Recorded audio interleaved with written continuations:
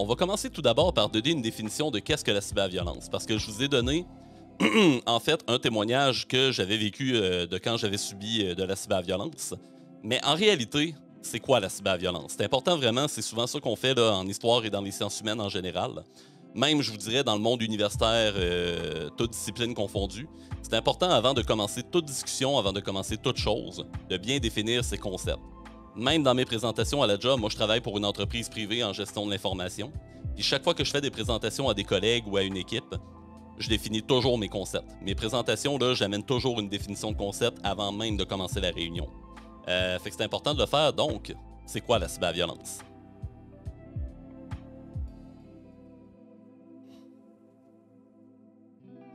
La cyberviolence, selon le ministère de l'Éducation nationale et de la jeunesse en France, c'est un acte agressif, intentionnel, perpétré par un individu ou un groupe au moyen de courriels, SMS, réseaux sociaux, jeux en ligne, etc. Elle présente des spécificités liées aux médias numériques, capacité de dissémination vers un large public, caractère incessant, difficulté d'identifier l'auteur et d'agir une fois les messages diffusés.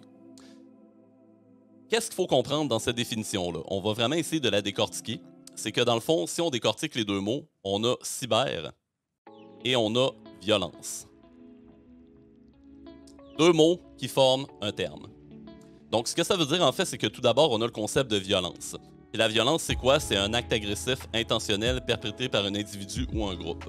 Peu importe le motif, peu importe la raison derrière l'acte de violence, il y a une personne qui décide pour une raison ou une autre et pour une intention mal intentionnée qui, dans sa tête, peut passer aussi pour une bonne intention parce qu'il y a personne qui, je pense, intentionnellement essaye de faire le mal.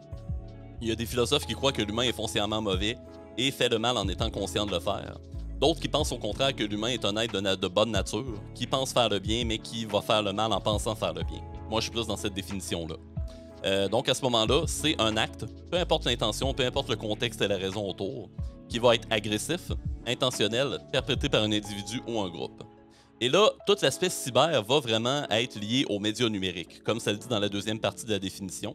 Donc, ça va être un acte qui va être commis au moyen de courriels, de SMS, réseaux sociaux, jeux en ligne. Je savais que tu allais reconnaître la référence, les histoires, oui. Je pensais à ces deux-là, entre autres. Et autre plateforme qui est numérique. L'important, en fait, pour parler vraiment de cyberviolence, c'est qu'il faut que ce soit fait avec le numérique. Ça, c'est bien important de le distinguer. Et ce qui est vraiment dangereux, en fait, avec la cyberviolence, c'est que, justement, il y a une capacité de publication très large. Et les médias numériques, autant que c'est bénéfique et que c'est positif pour la société, je pense, autant que ça peut être négatif au sens où ça donne un très grand pouvoir à des gens qui devraient peut-être pas l'avoir. Au sens où, justement, quand c'est utilisé pour faire un acte agressif, intentionnel, contre un individu ou un groupe, les médias sociaux et les plateformes numériques peuvent être extrêmement puissantes. Et pas puissantes dans le bon sens. Parce que, justement, ça donne une voix à un individu ou à un groupe qui peut être négatif pour plusieurs personnes. Parce que l'effet de propagation est très, très, très intense et très, très, très facilitant dans tout ce qui est médias numériques. Et parfois, c'est difficile d'identifier l'auteur d'une publication. Hein. Combien de fois, probablement, vous tous dans le chat, vous avez vu des publications que vous n'étiez pas sûr d'où provenait la source, qui avait relayé l'info, ça partait de qui. Parce que le bouche à oreille et la chaîne de transmission, elle est très rapide et très, très, très confuse et difficile à identifier. C'est difficile, là, justement, d'agir un peu contre l'auteur de cette publication-là. Versus avant, avec nos anciens moyens technologiques où c'était plus facile de retracer l'auteur. Donc, la cyberviolence, si on résume, c'est un acte agressif intentionnel perpétré par un individu ou un groupe au moyen de technologies numériques qui ont un effet de propagation très, très, très rapide. Donc, voici ce qu'est la cyberviolence. Et encore une fois, j'ai tiré la définition en fait du site web du ministère de l'Éducation nationale et de la jeunesse en France. C'est une définition qui est vraiment d'actualité.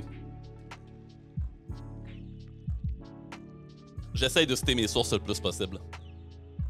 Donc, maintenant parlons du discours de haine. Parce que là, on a posé la définition en fait de la cyberviolence qui est l'acte agressif. Mais l'acte agressif, il se caractérise par quoi? Il va se caractériser par un geste bien souvent parlé. Que ce soit par les mots par écrit, que ce soit par les mots verbales, les mots parlés. Ça va être vraiment, il va y avoir un discours derrière, ce qu'on appelle un discours. Et un discours de haine, selon l'Organisation des Nations Unies, j'ai oublié mon O majuscule, je vais aller le corriger. Petite coquille. C'est tout type de communication, orale ou écrite, ou de comportement constituant une atteinte ou utilisant un langage péjoratif ou discriminatoire à l'égard d'une personne ou d'un groupe en raison de leur identité, en d'autres termes de l'appartenance religieuse, de l'origine ethnique, de la nationalité, de la race, de la couleur de peau, de l'ascendance, du genre ou d'autres facteurs constitutifs de l'identité. Et dans cette définition-là, il y a plein d'exemples qu'on peut donner où il y a eu des discours de haine. Je dirais que le point culminant, mettons, de l'histoire récente qu'on a eu au Québec, du moins par rapport à ça, c'est tout le débat qui entourait la fameuse Charte des valeurs québécoises en 2013. Je ne sais pas si vous vous rappelez quand le gouvernement de Pauline Marois, nouvellement élu après le printemps érable et... Salut Ghost! Qui ajoute un peu d'épicness dans la chronique.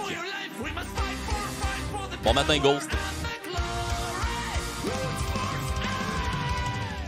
J'espère que tu vas bien. Désolé, je t'ai coupé, il n'y a pas de problème. C'est pas une chronique enregistrée en ce moment, donc là, j'ai pas coupé aucun SFX. C'est vraiment à la bonne franquette. Donc, finalement, c'est ça. Il y a plusieurs exemples qu'on peut donner, puis je pense qu'un point culminant qu'on a au Québec, c'était vraiment toute la période entourant la Charte des valeurs québécoises.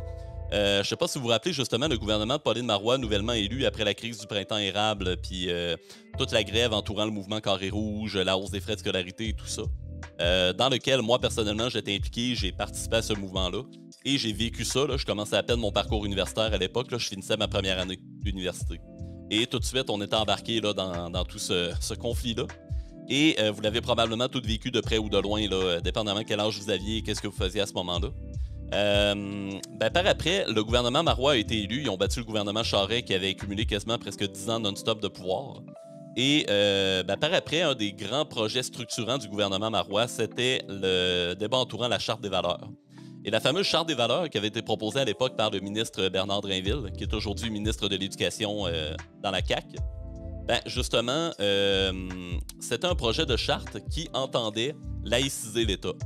Et entre autres, ça posait la polémique, en fait, c'est venu amener une polémique par rapport au port des signes religieux dans les écoles, dans les ministères et organisations publiques. Donc, c'est venu amener tout ça, finalement.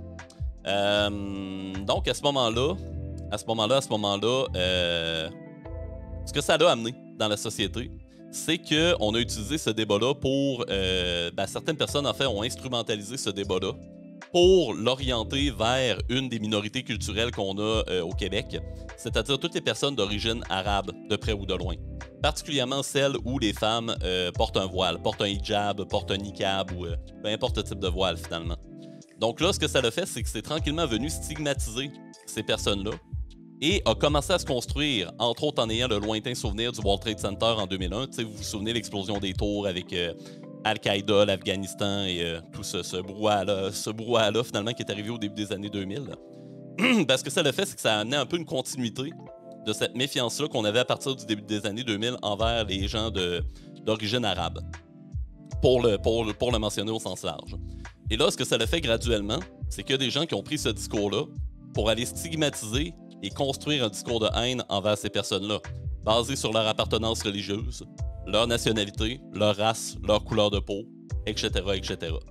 Fait que ça, c'est un premier exemple. L'autre exemple que je peux vous donner, Mimi Cosier en parlait un peu, justement, un peu plus haut. Elle disait que tous les genres, en fait, recevaient de l'intimidation, que ce soit les hommes, les femmes, les personnes non-binaires, les trans, les gens qui sont homosexuels, lesbiennes, ou en tout cas, peu importe leur orientation sexuelle et peu importe leur identité de genre, tout le monde reçoit de l'intimidation. À ce moment-là, je vous dirais qu'il y a un discours de haine également qui s'est forgé dans les dernières années autour de ces personnes-là.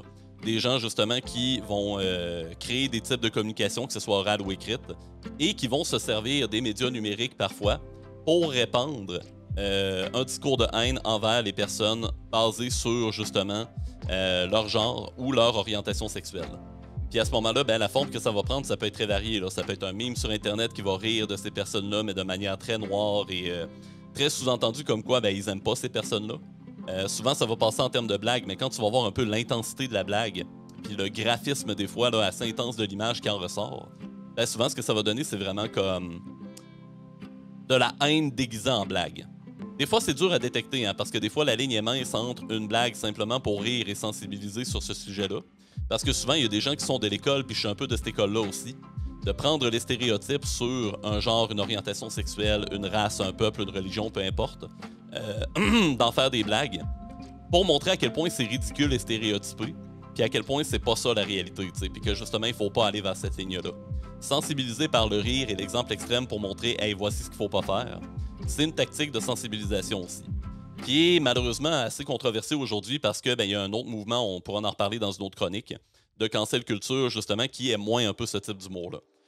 C'est très délicat, comme type d'humour, c'est très délicat. Oui, l'éthique existe depuis le 15e siècle. Ah, merci pour le complément d'info, Dragon. J'étais plus sûr de quelle époque.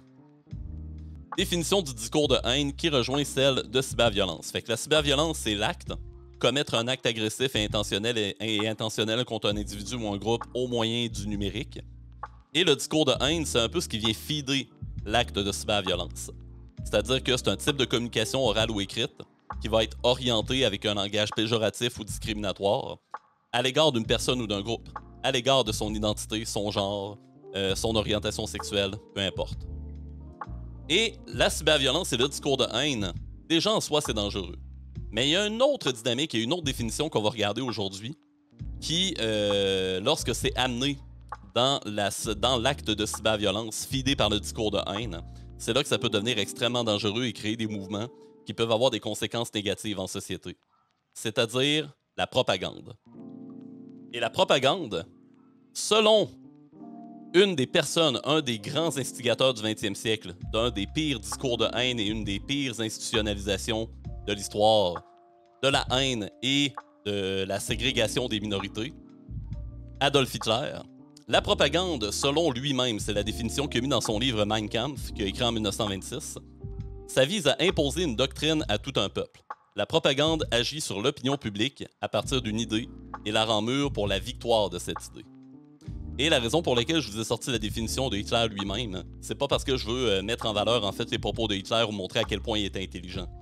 C'est pas pour le valoriser du tout, mais pas du tout. Mais c'est pour vous montrer à quel point ce gars-là, qui a été l'instigateur d'un des mouvements les plus atroces en termes de haine envers les minorités puis envers les gens là, justement d'une religion, d'une foi différente, d'une race différente, d'une couleur de peau, orientation différente, puis qui a vraiment été un de ceux qui a entretenu un des discours raciaux les plus terribles du 20e siècle. C'est pour vous dire à quel point, comment il voyait la propagande et à quel point, dans ce cas-ci, il avait raison. C'est rare qu'on va donner raison à Hitler, là, mais dans ce cas-ci, il avait raison. C'est ça, la propagande. C'est vraiment une espèce de mouvement qui va soit être institutionnel ou non, c'est-à-dire qu'on va créer carrément des institutions, des organisations qui vont organiser la propagande, qu'on appelle donc organiser l'acte de violence et le discours de haine et le propager. Ça le dit dans le mot, hein, propagande, donc c'est l'action vraiment de propager et d'imposer, à ce moment-là, soit subtilement ou directement, une idée à l'échelle collective, à l'échelle sociétale. Donc, à ce moment-là, c'est vraiment la bonne définition de la propagande, en fait, puis vu que là, on parle du discours de haine et de la propagande à l'époque de la Seconde Guerre mondiale, je trouvais ça approprié, là, justement, de tirer la définition du fameux livre de Hitler, c'est-à-dire Mein Kampf, son livre de propagande qu'il avait écrit pour allier les gens à l'époque de l'Allemagne nazie autour de ses idées. Plusieurs années avant qu'il soit élu chancelier, justement, donc avant 1933. Un livre très lourd à lire, mais à mon sens, très intéressant pour comprendre la place de l'antisémitisme de l'époque. Ouais, vraiment. Son ennemi en faisait, les Russes sont pros sur ça, ouais. Ouais, les Russes aussi ont un discours de propagande. Tout mouvement, en fait, moindrement extrême, a un discours de propagande. On peut attribuer, en fait, la même définition puis la même dynamique, hein, de violence, de haine et de propagande. On peut l'appliquer à n'importe quel mouvement totalitaire ou extrême. On peut l'appliquer à la Russie soviétique. On peut l'appliquer aux dictatures de l'Amérique du Sud. On peut l'appliquer à Mao Zedong en Chine. On peut l'appliquer même au Japon de la Deuxième Guerre mondiale, qui avait un discours très proche de celui des nazis, justement, là, l'Empire japonais à l'époque. Là, on prend vraiment Hitler, l'Allemagne nazie comme exemple, mais on peut vraiment prendre le même exemple pour plein d'autres cas, là, en réalité. Donc, admettons, Andrew Tate fait de la propagande, ce qui amène des discours de haine et donc il y a plus de cyberviolence envers les femmes. Ça marcherait-tu? Oui, ça pourrait marcher. Mais il y a deux réalités à comprendre là-dedans, par exemple. Parce que si tu regardes un peu le discours d'Andrew Tate, à première vue, quand on regarde un peu les tweets et la propagande de Andrew Tate, ce qui va propager, en fait, c'est vraiment une idée, en fait, du mâle alpha, de comment il doit se comporter en société, notamment envers les femmes. Il va pas dire directement, genre, les femmes, c'est des objets. Bon, des fois, il le dit directement, là. Des fois, il le dit directement, là, mais mettons dans ses communications les plus indirectes, on va dire ça comme ça. La plupart du temps, il est indirect. Là. Il y a une couple de fois, il s'est échappé puis il a dit des propos très directs. Mais la plupart du temps, on s'entend, là, il est quand même assez indirect dans ses propos. Tu sais, souvent, ça va paraître comme étant genre l'homme doit être fort, l'homme doit être indépendant, il doit être ci, il doit être ça. Puis là, dès que ça touche à comment l'homme doit se comporter avec les femmes, oh là, ça commence à être négatif un peu. Là. Ça commence à être négatif. Fait qu'à ce moment-là, sur le coup, quelqu'un qui tombe là-dessus sans être vraiment conscient de qui est le personnage et quelle est sa pensée, sans voir tout le contexte autour, ben, il va arriver puis il va dire ah ben ce gars-là qui a l'air d'avoir réussi, il a de l'argent, il est beau bonhomme, il est cut, il est shapé, puis tu sais c'est comme l'idéal un peu de comment un homme doit réussir finalement, là, un peu l'idéal rêve américain, si on peut dire comme ça finalement, de l'homme qui réussit en société, qui est beau, qui est riche, qui est shapé, qui a un six-pack, en tout cas, tu sais, l'espèce de stéréotype. Ben là, ces gens-là vont voir ça.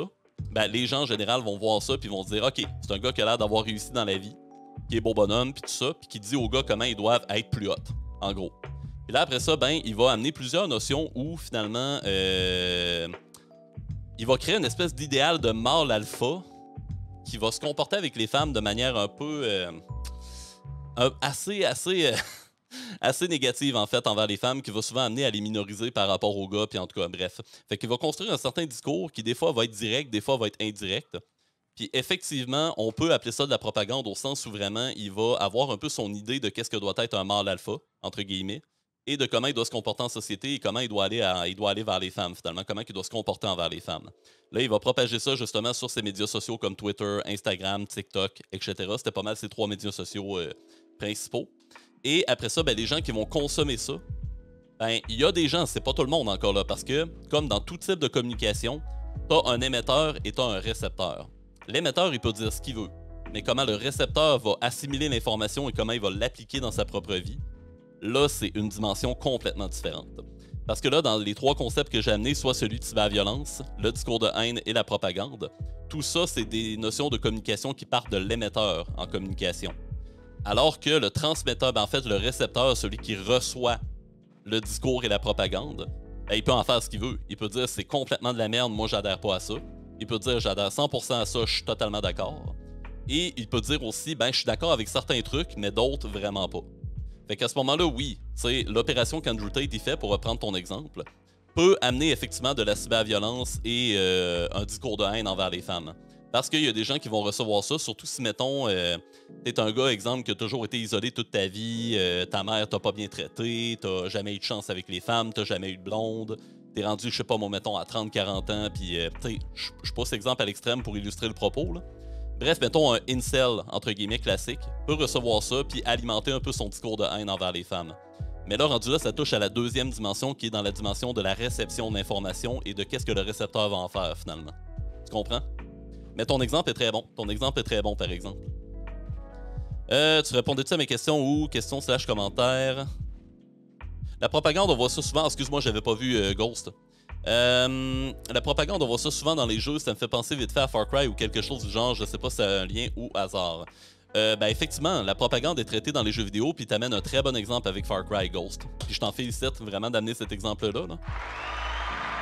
Parce que dans Far Cry, effectivement, c'est un exemple flagrant de propagande. Puis là, en plus, si je prends Far Cry 5 en exemple, t'amènes un exemple avec de la religion et un culte. Que ce soit, mettons, les Raéliens, que ce soit le culte qu'on voit dans Far Cry 5, il y a une dimension de discours et de propagande, en fait, aussi chez ces gens-là. Par contre, des fois, ça va être un discours de haine, mais dans ce cas-ci, ça va surtout, quand ça touche le religieux, puis qu'on centre ça autour d'une espèce de gourou élu divin qui rassemble des disciples. Là, ça va être plus dans une dynamique de rassemblement collectif, pour vraiment rassembler les gens puis leur dire paix et amour tout le monde, croyez en le vrai Dieu, blablabla. Bla, bla. Bref, un peu tous les discours religieux extrêmes que vous avez déjà entendus, là, de la part de sectes comme les Raéliens et ce qu'on voit aussi dans Far Cry 5. Puis, ben oui, c'est une autre dynamique de propagande, effectivement. Où on va prendre un discours, on va construire un discours, on va l'institutionnaliser en une secte religieuse. Les membres vont être fidés par ce discours-là. Et après ça, ben, comment ils vont le recevoir, c'est qu'ils vont se penser comme étant des disciples religieux qui suivent un élu, là, finalement. Les gens qui adhèrent à ça. Donc, effectivement, il y a un effet de propagande avec un discours qui vient fider les gens qui le reçoivent, finalement, tu sais. Fait que oui, ton exemple est très bon également, Ghost. Je suis en informatique et beaucoup en sécurité. Je peux t'en parler longtemps des Russes et la cybercriminalité. Ça, tu vois, la cybercriminalité, c'est un autre concept. Tu sais, on avait la cyberviolence, mais la cybercriminalité, c'est que là, dans le fond, à la dimension numérique de ma définition là, du ministère de l'Éducation nationale et de la jeunesse française, là, on pourrait ajouter toute la dimension de perpétrer un crime. et de criminaliser finalement une violence ou un acte. Mais là, ça, c'est un autre dossier, c'est carrément autre chose, là, fait qu'on va se concentrer vraiment sur la cyberviolence. Mais oui, c'est une autre dimension qu'on pourrait amener, effectivement. C'est négatif envers les hommes aussi, son discours, là. Je voulais juste un exemple pour bien intégrer mon apprentissage. Ah oui, c'est négatif envers les femmes, très évidemment, mais c'est aussi négatif envers les hommes. Oh oui, tout à fait. Parfait, je comprends bien les notions, merci, tellement intéressant. Ah, merci Mimi, merci beaucoup. J'aime tes commentaires, hein, très pertinents. Salut Prometheus, les annonces de produits qui disent que leurs produits c'est les meilleurs. Ça c'est de la propagande, mais c'est pas un discours de haine par contre. Faut faire attention. Parce que si on se rapporte au discours de haine, c'est tout type de communication ou de comportement qui va constituer une atteinte. Utiliser un langage péjoratif. Les mots-clés sont importants ici, là. Une atteinte, langage péjoratif, discriminatoire. Ça, c'est un discours de haine, à l'égard d'une personne ou d'un groupe en raison de leur identité, genre, appartenance religieuse. Fait que, quand on parle de discours de haine, on parle vraiment de discours d'un type de communication orale ou écrite qui va être péjoratif, discriminatoire et qui va porter atteinte à quelqu'un. Ça, c'est un discours de haine. Mais, il y a un discours également, là. Si on enlève un peu cette définition-là, on enlève la haine et ça devient un discours, simplement. C'est ça la différence. Il faut vraiment faire attention aux mots-clés. Et voilà pour la définition de la propagande. Fait que, on va prendre une petite pause. Je vais prendre le temps de lire un peu les commentaires, boire un petit peu de mon restant de café. Puis après ça, on va passer sur le sujet de comment tout ça se concrétise en fait dans un cas vraiment ancré dans l'histoire. Déjà, je vois que vous commencez à faire des liens dans le chat, puis je vois que vous m'avez amené différents exemples actuels et passés. C'est vraiment très bien. C'est vraiment l'exercice que je voulais vous amener à faire aujourd'hui, justement. Ou même le 6 avec le régime totalitaire. Le 6, qu'est-ce que tu veux dire? Cool, c'est ça que je pensais, merci. C'est qui Andrew Tate? Mimi a répondu. Non, je parlais juste pour la propagande. Ok, ouais. Ben, effectivement, là, dans ce cas-ci, on peut parler de propagande, mais je parlerais plus de promotion parce que la propagande amène quelque chose de négatif. Ça vise vraiment à amener une doctrine collective, puis vraiment à faire en sorte que cette idée-là gagne et que tout le monde l'adopte. Tandis que la promotion, c'est juste de dire... Tu sais, il y a un effet négatif à la propagande, tandis que la promotion, il peut y avoir un effet positif au sens où tu fais juste comme promouvoir un produit. Exemple, je vais me prendre moi-même en exemple. Tu sais, je suis un créateur de contenu. Mon but en tant que créateur de contenu qui est régulier sur Twitch ou sur Internet, c'est de faire en sorte que mon contenu soit le plus promu possible, que j'aille les meilleurs stats possibles et que j'aille la plus grosse communauté possible. T'sais, pour vraiment que ma chaîne grossisse puis vraiment qu'on aille plus loin, entre guillemets, en termes de vraiment rassembler une communauté. T'sais. Fait que c'est sûr que moi, comme créateur de contenu, mon but, c'est de promouvoir mon contenu. C'est de promouvoir ce que je fais ici puis de faire comme « Venez tout le monde, venez-vous-en, on a du fun puis on apprend des trucs. » Puis tu sais, j'ai comme une ligne directrice pour dire on a du fun, on apprend des choses, je suis historien, nanana, tu sais. Tout ce que vous m'entendez dire d'habitude. Puis mon but en faisant cette promotion-là at large, c'est de fédérer des gens et de faire en sorte que les diablotins historiques, on soit le plus nombreux possible, tu sais. Sans avoir d'attente non plus, là, mais c'est d'être vraiment le plus nombreux possible. Ben, à ce moment-là, est-ce qu'on peut parler de propagande ou de promotion? Moi, je parle, en tout cas, selon ma vision, là, moi, je parlerais plus de promotion.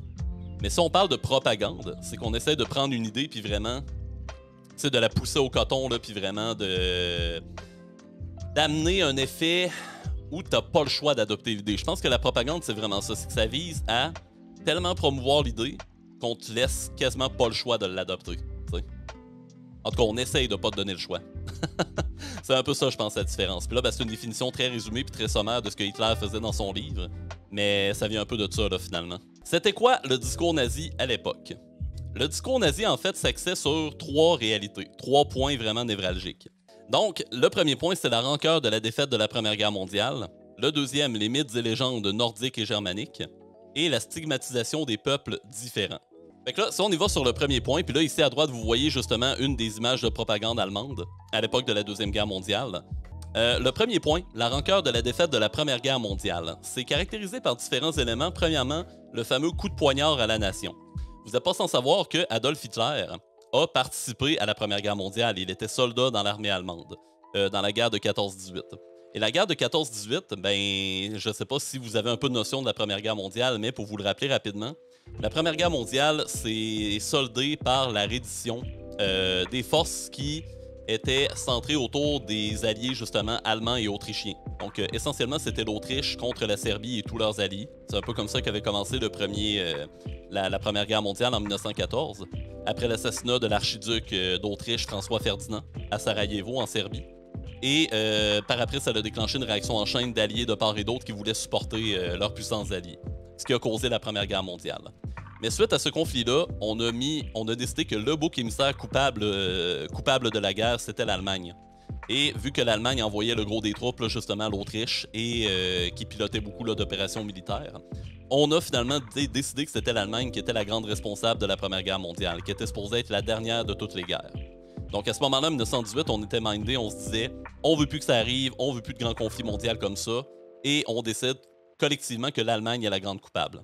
Fait que là, au traité de Versailles, qui est vraiment le traité de paix en fait qui a été signé avec toutes les nations, suite à la Première Guerre mondiale, suite à la reddition de l'Allemagne et de l'Autriche-Hongrie, ben, ce qui s'est passé en fait, c'est que l'Allemagne a été reconnue comme étant la grande coupable. Ils ont reçu énormément de sanctions financières et militaires et économiques qui vraiment les restreignaient à fond. J'ai pas les détails de toutes les restrictions, là, mais dites-vous en gros que ils pouvaient pas accumuler de l'argent, passer un certain seuil, ils pouvaient pas avoir une armée, passer un certain seuil. Ils étaient vraiment limités partout, en réalité, dans leur évolution de société. Et à ce moment-là, ça les limitait vraiment beaucoup. Et ça allait déjà pas bien par après, là, dans les 15 années qui ont suivi.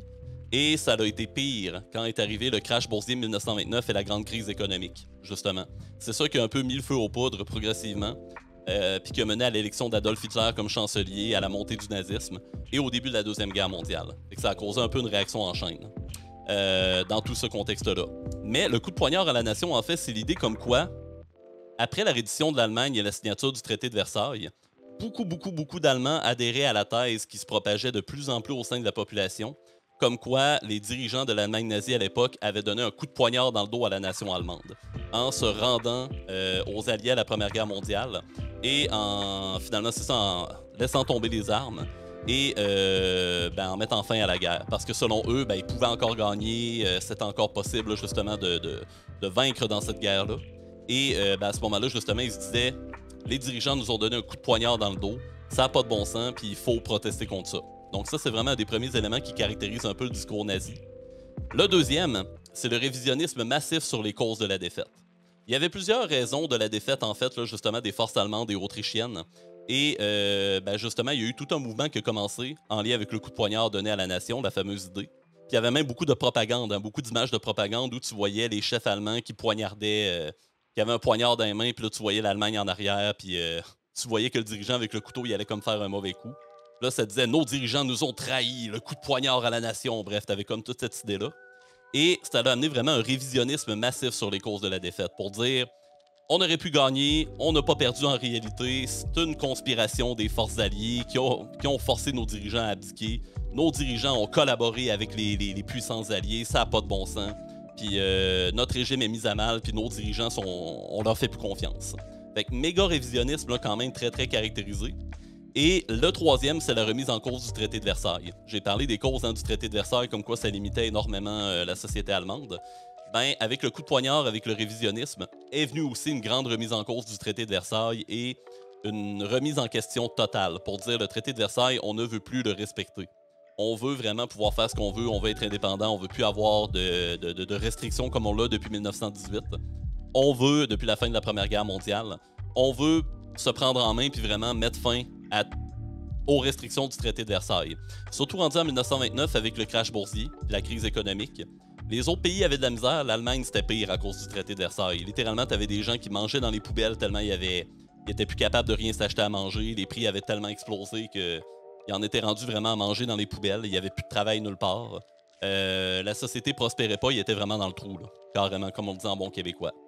Fait que là, tout ce contexte-là entourant la défaite de la Première Guerre mondiale, c'est ce qui a donné, je vous dirais, le contexte autour de la montée du nazisme. La société allemande était prête à recevoir des idées extrêmes comme le discours nazi. Parce que, il était acculé au bord du mur. Il n'y avait plus d'argent, plus d'armée, plus de job. Il n'y avait plus rien, plus de marge de manœuvre. Il était complètement à terre. Fait qu'il était vraiment réceptif aux idées, là, justement, extrêmes comme celle du discours du Parti national-socialiste. Le deuxième point qui est très important sur la philosophie en fait qu'adoptaient justement les nazis, c'est les mythes et légendes nordiques et germaniques. Hitler était un fan fini des chansons de Richard Wagner, entre autres la fameuse Marche des Valkyries. Vous l'avez probablement tous déjà entendu sans savoir que c'était ça, là.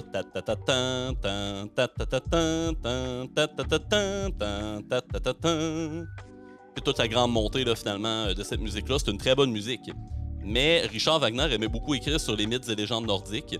Et entre autres, la Marche des Valkyries, ben, c'est vraiment selon lui une manière d'illustrer comment les Valkyries descendaient sur le champ de bataille, récoltaient les armes des guerriers morts à l'époque viking et chez les populations germaniques. La culture nordique et la culture germanique sont très très proches les unes des autres. Autant les pays scandinaves que les pays un peu plus du nord de l'Allemagne. Vraiment là, étaient très très proches en termes de culture. Et ils avaient sensiblement le même panthéon divin, juste avec des noms différents. Puis il y avait souvent des héros, des mythes et des légendes qui étaient comme Beowulf, que vous avez peut-être entendu parler.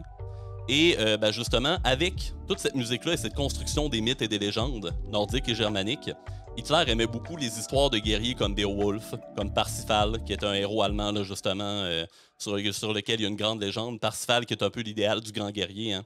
Grand, blond, beau, fort, qui combat des ennemis, puis qui a été utilisé à travers le 19e siècle un peu comme une espèce de héros de la nation. Et la race aryenne, qu'est-ce que c'est? La race aryenne, c'était vraiment l'idéal que vous voyez à droite. Si vous voulez une image de qu'est-ce que c'était la race aryenne pour Hitler et les nazis, vous l'avez exactement ici à droite. Ça là, c'est la famille aryenne parfaite. Puis eux autres, ils voulaient que tout le monde en Europe occidentale ressemble à ça. Moindrement tu dérogeais de ce modèle-là que vous avez à droite, t'étais un ennemi de l'État. Et il fallait t'éliminer. Aussi simple que ça. Et en réalité, la race aryenne, il y a quelque chose de très ironique là-dedans. Parce que les vrais Aryens ont réellement existé. Ça, il n'y a pas beaucoup de monde qui le savent, en fait. Si vous n'avez pas étudié ça, là, moi j'ai appris ça dans un de mes cours à l'université. Les Aryens, en réalité, là, ils vivaient dans le nord de l'Inde, dans la vallée comprise entre le Gange et l'Indus, les gros fleuves, là, finalement, qui traversent l'Inde. Et c'était un peuple qui s'appelait carrément les Aryens, A-R-Y-E-N-S. En tout cas, comme on l'écrit en alphabet, en alphabet latin. Et c'était vraiment une population qui est un peu, on va dire, un des ancêtres des populations indiennes. Et là, ben finalement, ce nom-là, ce discours-là, a été complètement retwisté par le régime nazi. Parce que les nazis, ça c'est aussi un autre point qui est très important, ils aimaient ça twister l'histoire et l'archéologie à leur avantage. Ils avaient même des divisions administratives, publiques, gouvernementales, dédiées à débusquer des trouvailles archéologiques et muséales et historiques, pour carrément retwister l'histoire pour dire ben regardez, ça c'est pour promouvoir le peuple aryen, ça c'est pour promouvoir tel guerrier. Ça montre qu'on a raison, le passé nous donne raison. Fait que là, littéralement, il racontait n'importe quoi là, sur n'importe quelle trouvaille historique ou archéologique pour dire ça correspond à notre discours, on a raison de le faire. Fait que voilà, les mythes et légendes nordiques et un peu la transformation de l'histoire aussi que j'aurais pu amener. Et avec ça, ben, ça amène aussi une stigmatisation des peuples qui sont jugés comme étant différents. Différents du modèle que vous voyez à droite. Donc, ainsi va le discours des nazis. C'est là toute l'idéologie, en fait, national-socialiste, et c'est très différent du fascisme. Le national-socialisme est fasciste, mais toute la dimension raciale autour des mythes et légendes nordiques, le peuple aryen, puis vraiment toute cette dimension-là, on va dire un peu plus raciale, ethnique et historique, ça, c'est vraiment les nazis qui l'ont amené. Mais le fascisme existait avant Hitler. Il a été inventé, entre autres, par Benito Mussolini, qui est vraiment, on va dire, l'inventeur du fascisme. Mussolini, qui était le leader dictateur de l'Italie, allié à Adolf Hitler, d'ailleurs, un très proche ami de lui.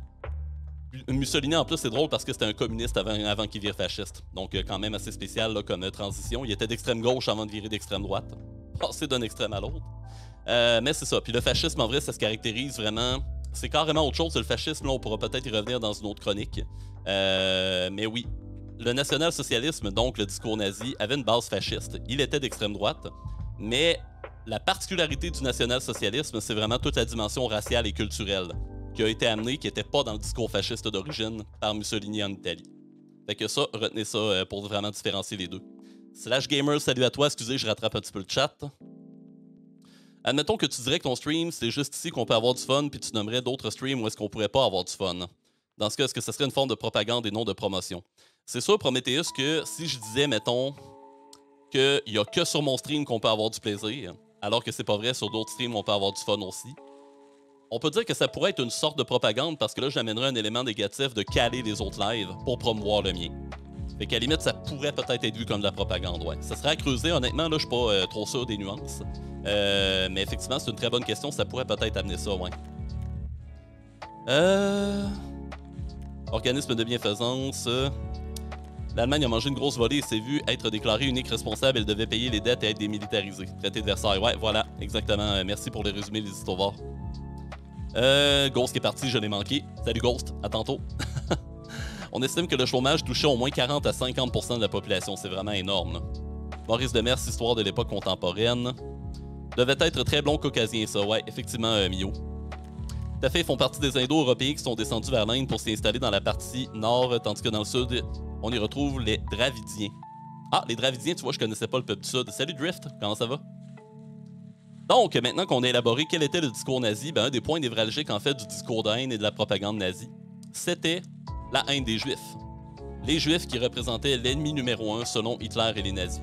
Mais par contre, contrairement à ce que beaucoup de gens pensent, la haine des Juifs et la ségrégation des Juifs n'a pas commencé avec la Deuxième Guerre mondiale.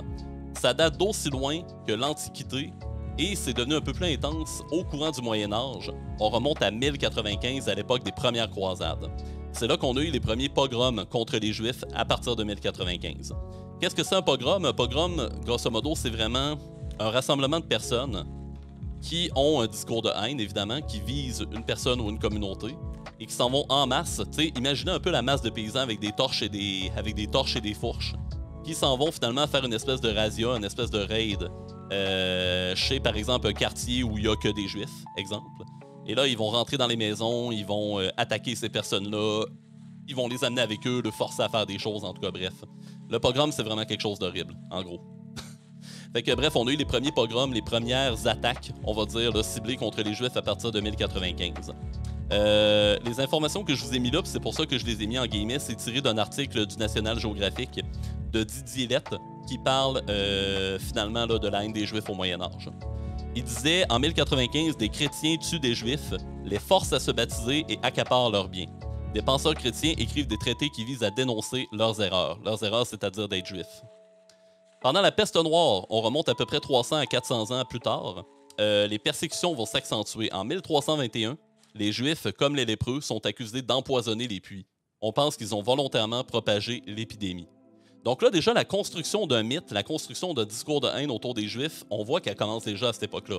Parce qu'il y a la peste noire qui arrive, on essaie de trouver des coupables, on met ça sur la faute à qui? Les Juifs. Aussi simple que ça. Et ce discours-là, ben, ce principe-là, en fait, de trouver un coupable pour un problème de société, ou une maladie ou une épidémie, il revient après, hein, pendant la Deuxième Guerre mondiale, si on fait un lien. Parce que ben, les Juifs étaient vus comme étant le principal bouc émissaire, le principal coupable de la crise économique, le principal coupable de la défaite de la Première Guerre mondiale, le principal coupable de tous les maux qui accaparaient les Allemands à l'époque. C'est vraiment là-dessus, parce que ça leur prenait un coupable à cibler. Hein? Parce que pour qu'une propagande négative, fidée par un discours de haine et une violence, puisse se propager rapidement, il faut trouver un coupable, il faut trouver un ennemi à détester. Et à ce moment-là, ben, Hitler, qui avait un historique avec les Juifs, lui-même était à moitié juif. Et ben, il y a beaucoup de théories qui pensent que parce qu'il a vécu des mauvaises expériences familiales, ben, à ce moment-là, il y en avait contre les Juifs et que c'est venu de là. Mais comme vous voyez, en fait, il a vraiment pris une haine historique contre une population qui était quand même assez nombreuse en Allemagne pour dire ces gens-là, c'est eux autres les coupables. Puis en même temps, ben, il y avait un historique personnel relié à ça, donc c'est un peu comme différents éléments de contexte qui viennent s'ajouter à ça.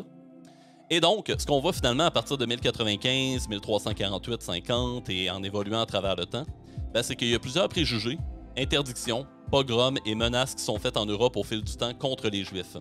On leur interdit même l'accès à la rue le dimanche parfois. Eh oui, parce que le dimanche, pour les chrétiens, c'est le jour du Seigneur. Hein? Et quoi de pire que de voir des Juifs se promener dans la rue en plein public devant des chrétiens qui vont aller contempler, de voir des Juifs se promener dans les rues de la ville un dimanche. C'est une hérésie. C'est une hérésie. Ça va loin à ce point-là. Je m'étais assoupi. Donc voilà, une haine des Juifs finalement qui date de quand même assez loin. Le ministère de la Culture et de la Propagande. Je vais laisser l'idée vraiment rentrer dans votre tête. À l'époque, au début du régime nazi, quand Hitler a pris le pouvoir en 1933, Hitler a instauré un ministère de la Culture et de la Propagande. Imaginez, là, présentement au Québec, on a un ministère de l'Éducation. C'est comme si, mettons, François Legault, là, décidait de fonder un ministère de la culture et de la propagande et de leur donner pour mission, prends cette idée-là, va la répandre auprès de la population, à travers tous les canaux de communication possibles. C'est carrément ça qui s'est passé à l'époque. Fait que bref, fondé dans les années 30 après la prise de pouvoir de Hitler, sa mission, véhiculer la doctrine nazie par l'intermédiaire des arts, de la musique, du théâtre, des films, des livres, de la radio, des documents pédagogiques et de la presse. Le ministère de la propagande est partout et il est dirigé par l'homme que vous voyez à droite sur la photo, à droite de Hitler, Joseph Goebbels, que vous avez peut-être probablement entendu parler. Joseph Goebbels qui est un fanatique total.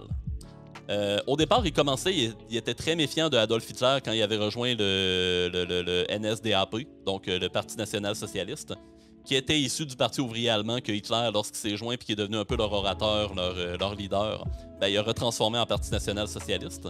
Quand il a été membre, au début dans les années 20 et 30, avant la prise de pouvoir de Hitler, il était assez méfiant de Hitler. Mais au fur et à mesure de parler avec lui et de voir un peu ses discours et tout ça, il a fini par littéralement devenir un de ses plus grands fanatiques. Et il était fanatique au point où, en 1945, Goebbels, entre-temps, il s'était marié et il avait eu 6 enfants avec sa femme. Sa femme, qui était une aristocrate bourgeoise, blonde, allemande, tout ce que le plus typique là, de gens qui supportaient le fascisme allemand à l'époque. Ils ont eu 6 enfants ensemble et ils ont eu une fin assez tragique. En 1945, lorsque les Alliés rentraient dans Berlin et que la guerre était pas mal terminée pour les Allemands, comme vous le savez, Hitler, dans son bunker, s'est suicidé. Tout de suite après son suicide, il y a plein de personnes qui ont adopté exactement le même geste, dont Joseph Goebbels et sa femme. Ils ont pris des pilules de cyanure, ils se sont tirés une balle et ils ont fait exactement la même chose envers leurs enfants.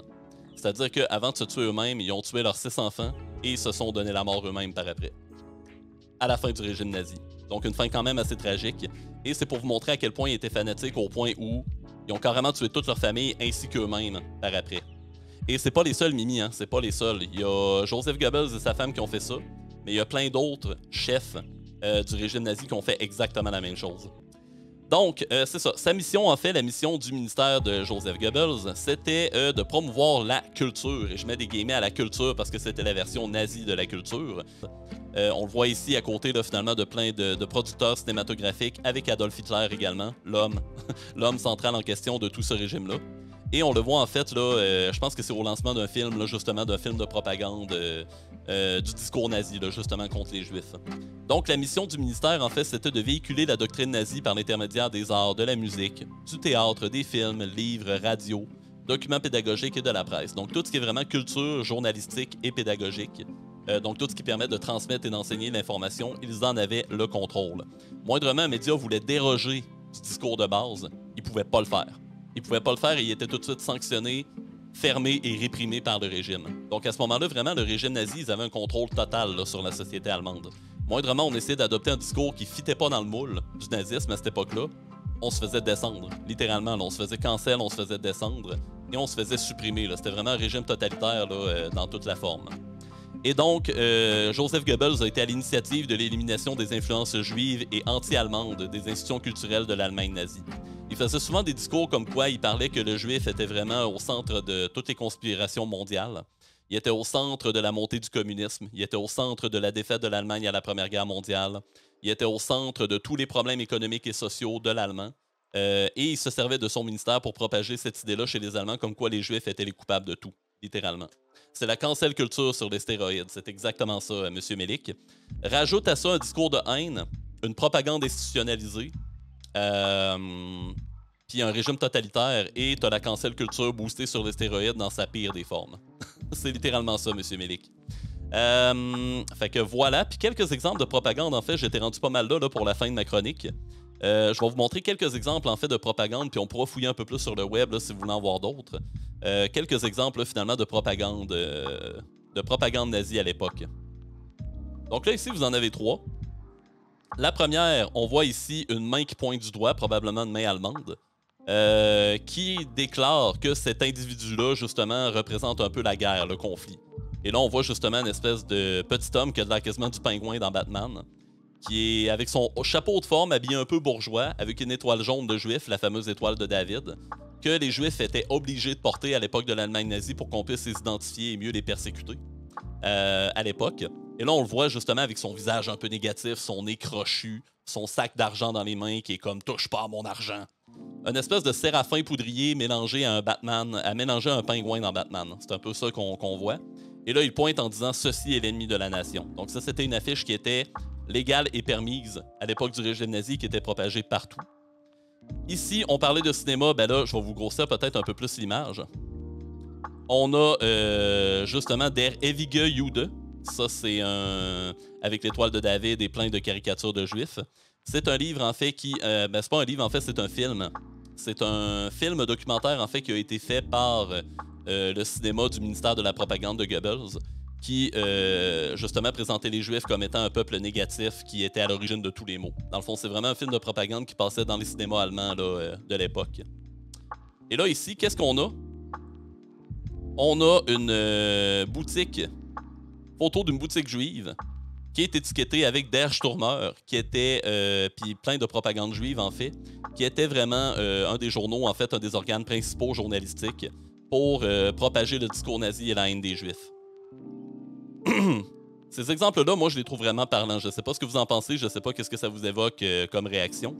Mais moi, quand je vois ça, si je me reviens vraiment aux 3 définitions qu'on a établies un peu plus haut, soit celle de la cyberviolence, du discours de la haine et de la propagande, ben, ces 3 définitions-là, on les voit vraiment dans un cas concret et institutionnel, direct dans notre face. On voit des affiches de films, des affiches officielles de propagande qui étaient autorisées, légales et appliquées à toute la société à l'époque, en Allemagne, justement à l'époque dans les années 30-40.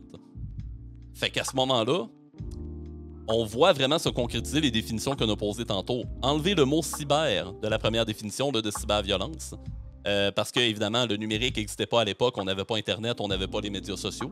Mais on prend les médias de l'époque, journalistiques, le cinéma, les arts, les journaux, et on a une initiative de cyberviolence, entre guillemets, ou violence artistique, journalistique, feedée par un discours de haine et institutionnalisée par toute une opération de propagande à l'échelle sociétale.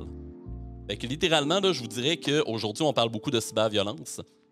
Puis c'est sûr qu'à part peut-être dans certaines sociétés où c'est beaucoup plus grave, ben là, vous avez vraiment un exemple parfait de comment un discours de haine, un acte de violence et une propagande peut être appliqué à l'échelle complète d'une société et devenir quelque chose de normalisé, là, finalement, par un régime en place au pouvoir. Fait que c'est vraiment un exemple, en fait, de la cyberviolence, de la violence, de l'intimidation, du discours de haine, poussé par une propagande à l'échelle nationale d'un pays, d'une société. Fait que ça, c'est vraiment le pire exemple extrême de ce que ce genre d'acte-là peut donner. Et aujourd'hui, la différence, c'est que ce genre d'acte-là existe encore, mais c'est juste qu'il est moins accepté, il est plus balisé, on le repère un peu plus facilement à cause des leçons dont on a tiré de l'histoire. C'est à ça que ça sert, hein, d'étudier de l'histoire. C'est pour apprendre du passé, pour être capable de repérer les potentiels signes de retour de ce genre d'initiative-là. T'sais. En tout cas, c'est ce qu'on devrait faire normalement. Et ben, la différence aujourd'hui, c'est que justement, on a moins d'opérations globales comme ça, ou du moins pas légalisées ou officialisées. On a des opérations globales de ce genre-là, mais elles sont tout de suite stigmatisées puis vraiment stoppées et mises au rencard, là, justement, de la société. Et la différence, c'est que là, maintenant, en 2023, avec tout ce qu'on a de moyens technologiques et numériques, ben, la propagation de ce genre d'idée-là, à laquelle, malheureusement, il y a encore des gens qui adhèrent, ben, se fait peut-être un peu plus facilement par des gens qui n'ont pas beaucoup de moyens. Autre qu'une connexion Internet et un ordinateur, une tablette ou un cellulaire, ben, ils peuvent continuer à propager ce genre d'idées-là, puis stigmatiser des gens basés sur la race, l'ethnie, la religion, le genre. Ça peut être encore possible. C'est moins permis, moins légalisé et moins accepté par beaucoup de gens comme ça l'était à l'époque du régime nazi. Mais ce que je vous amène à faire en fait en vous montrant cet exemple-là, c'est que à travers l'histoire, on a eu plein d'exemples de discours de haine, d'actes de violence poussés par de la propagande. Et que on peut dire que tous ces actes-là, que ce soit à l'échelle collective ou que ce soit à l'échelle individuelle ou d'un petit groupe, ben on veut dire que c'est un peu l'ancêtre de ce qu'on vit aujourd'hui avec les enjeux de la cyberviolence, de la cyberintimidation, la cybercriminalité. On peut dire que ça part un peu de ça. Je ne sais pas de dire que l'exemple de la Deuxième Guerre mondiale a amené tout ça. C'est un des nombreux exemples qu'on a. Pas forcément relié là, à l'antisémitisme et au nazisme. J'ai pris cet exemple-là parce que là, on va jouer à un jeu qui se rapporte vraiment à ce contexte historique-là tantôt. Mais c'est pour vous montrer un des nombreux exemples où Le discours de haine et la violence, poussé par de la propagande, a été vraiment amené à l'extrême par le passé et pour faire un lien avec aujourd'hui, justement pour montrer où est-ce qu'on en est rendu maintenant, avec là, la cyberviolence où on a plein d'actes, que ce soit macro ou micro, d'intimidation, de violence et d'agression, que ce soit envers des femmes, que ce soit envers des minorités, que ce soit envers des gens pour leur appartenance religieuse, parce qu'ils portent un vêtement distinctif, ou pour peu importe la raison, ben, on a ce genre de discours-là qui arrive en société et qui est poussé plus facilement par certains individus grâce au pouvoir que nous donnent l'Internet et les médias sociaux. Donc à ce moment-là, ben, étudier l'histoire et de relier ça au présent comme on le fait là, c'est vraiment pour faire un lien puis montrer qu'on est parti de loin, on a eu des exemples terribles à l'époque, et qu'aujourd'hui, que ce soit micro, je pense qu'il faut tous se poser la question, qu'est-ce que je peux faire pour changer ça? Comment je peux faire pour faire en sorte que la cyberviolence, il n'y en ait plus? Ben, c'est en faisant des gestes au quotidien. Que ce soit en propagant des messages positifs sur les plateformes numériques et dans la sphère publique, que ce soit en disant à quelqu'un que vous connaissez, que ce soit un créateur de contenu, un ami, un membre de la famille, peu importe que vous l'aimez, que vous l'appréciez, c'est de feeder l'Internet, de feeder l'outil, parce qu'au final, les plateformes numériques, c'est un outil. C'est vraiment de les feeder avec des messages de positivité, d'amour, et des messages comme quoi, justement, tout message de haine et de violence ne passe pas. Merci beaucoup d'avoir écouté ce nouvel épisode de Diablement Historique. Si vous souhaitez en savoir plus et avoir un peu plus de contenu, vous pouvez me suivre sur twitch.tv/hell_frank et également écouter mes autres épisodes de podcast sur Balado Québec et Spotify.